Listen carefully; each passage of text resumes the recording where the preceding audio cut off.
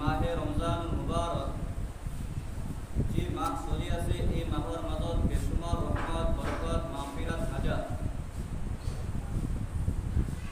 আল্লাহ ৰাব্বুল আলামিন এই মাহৰ ৰমজানুল মুবাৰকৰ গোটেই মাহৰ ৰোজা আমালোকৰ ওপৰত ফৰজ আইন কৰিছে। যিসকল সুস্থ বালিগ আকিল মুকিল এই যিমানখিনি শৰ্ত আছে যাৰ মাজত পোৱা যাব তাৰ ওপৰত এই ৰোজা আল্লাহ ৰাব্বুল আলামিন ফৰজ আইন কৰিছে। মহান আল্লাহ ৰাব্বুল আলামিন এই ৰোজাৰ মাধ্যমত ৰোজাৰ উচিলা কৰি আমালোকক কি উপহাৰ দিব।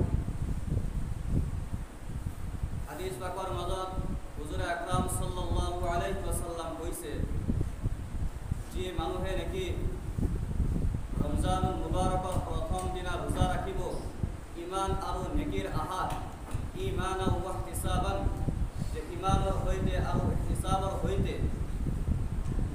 প্ৰথম ৰোজা যিদিনা শেষ হ'ব তাৰপিছত মহান আল্লাহ ৰাব্বুল আলামিন তেখেতৰ তামাম জিন্দগীৰ গুনাহ খতা মাফ কৰি দিব।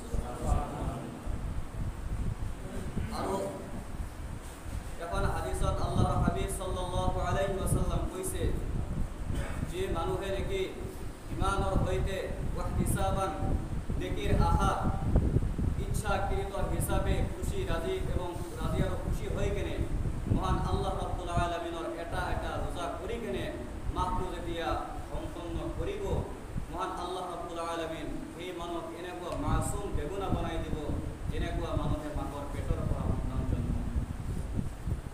ভাই মাহতৰম দোস্ত বুজুৰ্গ আজিজ এনেকুৱা ফজিলতৰ মাহ এনেকুৱা ৰহমতৰ মাহ এনেকুৱা বাৰাকাৰ মাহ চলি আছে।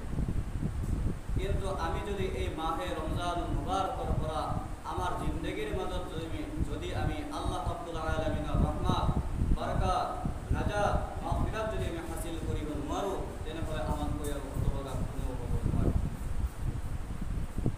আল্লাহৰ হাবিব সাল্লাল্লাহু আলাইহি ওয়াসাল্লামৰ ফৰমান যেতিয়া মাহে ৰমজানুল মুবাৰক শুৰু হয় প্ৰথম ৰাতি এজন ফেৰেশতা আকাশত আহি কিনে ঘোষণা কৰে যে হে আল্লাহৰ বান্দাসকল আল্লাহ ৰাব্বুল আলামিনৰ ৰহমতৰ দৰৱাজাবিলাক খুলি দিয়া হৈছে।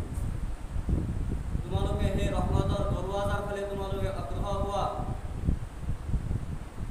আৰু আল্লাহ ৰাব্বুল আলামিন জাহান্নামৰ দৰৱাজাবিলাক বন্ধ কৰি দিছে সেই অপৰাধী বান্দাসকল তোমালোকে থমকি যোৱা তোমালোকে ৰৈ যোৱা।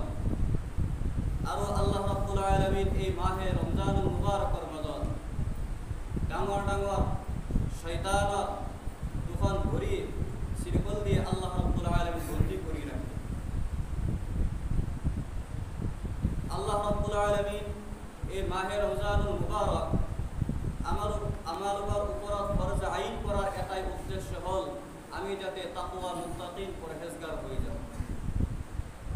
যদি আমি ইমানখিন রহমত বৰকতৰ মাহৰ মাজত যদি আমি আল্লাহ ৰাব্বুল আলামিনৰ কুৰবাত হাসিল কৰিব নোৱাৰো আমাৰ জিন্দগী যদি আল্লাহ ৰাব্বুল আলামিনৰ ওচৰত কাবিল কবুল কৰাব নোৱাৰো তেনেহ'লে আমাতকৈ হতভাগা আৰু কোনেও